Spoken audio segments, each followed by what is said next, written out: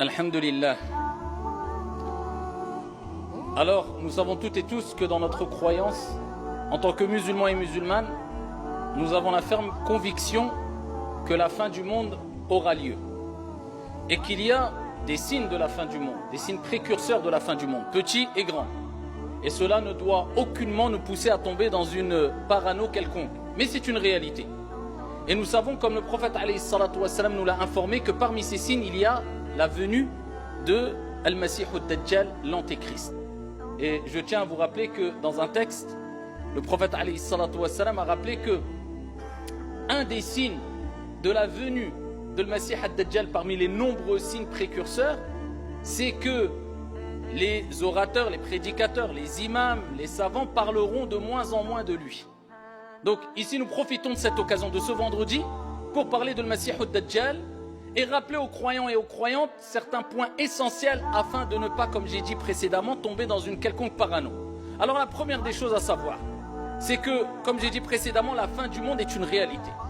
Et nous devons avoir une ferme conviction concernant cette réalité. La fin du monde aura lieu d'après notre croyance. Le prophète alayhi salatu wassalam, toujours dans les hadiths authentiques rapportés par l'imam Muslim, il dit Al-Masih ad-Dajjal, l'Antéchrist, le faux Messie, est borné, a'war, et Allah n'est pas borné. Al-Kamal lillah, la perfection appartient à Dieu. Donc le prophète alayhi salatu wassalam dit que le Masih ad-Dajjal est borné. Et il dit entre ses deux yeux. C'est-à-dire que quand on dit il est borné, il a un œil effacé. D'accord? Quand on parle de Mamsouh, ça renvoie vers le terme Al-Masih aussi. Certains savants ont donné plusieurs définitions différentes. Parmi les définitions du terme Al-Masih ad-Dajjal, c'est Al-Masih, celui qui a quelque chose d'effacé, c'est-à-dire un œil effacé. Ad-Dajjal renvoie aussi vers un terme arabe qui désigne le mensonge. C'est-à-dire c'est celui qui est borgne et qui est menteur. Et on le traduit par l'Antéchrist pour le désigner, ou bien le faux Messie. C'est un homme qui va venir et qui va prétendre être un dieu ou un prophète et être la vérité pour les gens. Et il va tromper les gens. Et il va égarer les gens. Et il va venir avec des signes exceptionnels que Dieu va lui permettre d'avoir. Dieu va lui permettre de faire. Mais tout cela par la permission divine. Mais c'est quelqu'un qui est égaré et qui égarera les gens. Ça sera son but. Le prophète, il dit entre ses deux yeux, il y a 3 lettres. Kaf, Fa, Ra. Tout le monde pourra les lire. Celui qui sait lire ou pas. Parmi les croyants. Et cela désignera soit kafir ou bien kafara. Qui montrera sa dénégation. Le fait qu'il n'est pas croyant. Qu'il s'est opposé à la croyance pure et saine. Et le prophète alayhi salatu wassalam, il dit, tous les prophètes, dans le même hadith rapporté par Muslim toujours, ici il dit, il n'y a pas un prophète qui a été envoyé sans qu'il ne mette en garde sa communauté contre la venue de Al-Masih ad-Dajjal, l'Antéchrist. Tous les prophètes, Allah les a envoyés, ils ont mis en garde leur peuple, en leur disant, méfiez-vous, préparez-vous. Voilà comment il faut réagir si vous êtes présent quand Al-Masih ad-Dajjal, l'Antéchrist, sera là. Parce qu'on a dit précédemment, le prophète a dit qu'il n'y a pas plus grande fitna, plus grande épreuve que la venue de Al-Masih ad-Dajjal. Le prophète sallallahu alayhi wa sallam, comment ça serait faux alors que le prophète il dit quoi? Il dit, il a ordonné aux compagnons, il a recommandé aux compagnons ce que lui-même faisait. Écoutez bien, aux 5 prières par jour. Vous imaginez, ça veut dire on pense à cela 5 fois par jour et on cherche protection près d'Allah 5 fois par jour. C'est que c'est pas n'importe quoi. Le prophète il a dit c'est la plus grande des fitnas, la plus grande des épreuves. À la fin de chaque prière, au moment où du'a mustajab. Vous savez que parmi les moments où l'invocation est acceptée, c'est à la fin de tashahhud, qabla taslim, juste avant de dire assalamu alaykum, tu fais du'a mustajab bi'idhnillahi azza wa jalla. Du moins, c'est un temps où il y a de fortes chances que l'invocation soit acceptée. À ce moment-là, le prophète, il disait quoi?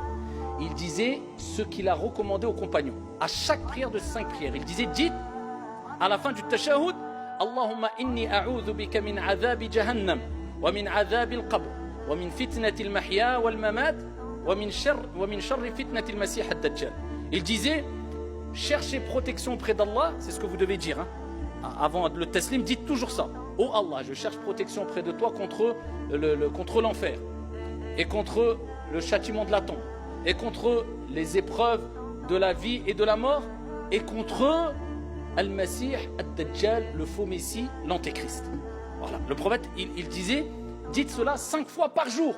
Donc ça, c'est un moyen de te préserver. Si au cas où, on ne sait pas, eh bien, qu'Allah nous accorde al-thabat, le raffermissement, on soit encore présent quand cela arrive.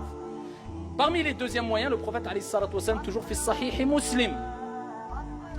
Il dit, il y a deux hadiths différents qui rejoignent ici le sens de ce hadith-là, et il nous dit, celui qui récitera les 10 premiers versets de Surat Al-Kahf, d'accord? Les 10 premiers versets de Surat Al-Kahf, la caverne, bien sera prémuni, préservé contre la tentation de Al-Masih Ad-Dajjal, contre l'Antéchrist.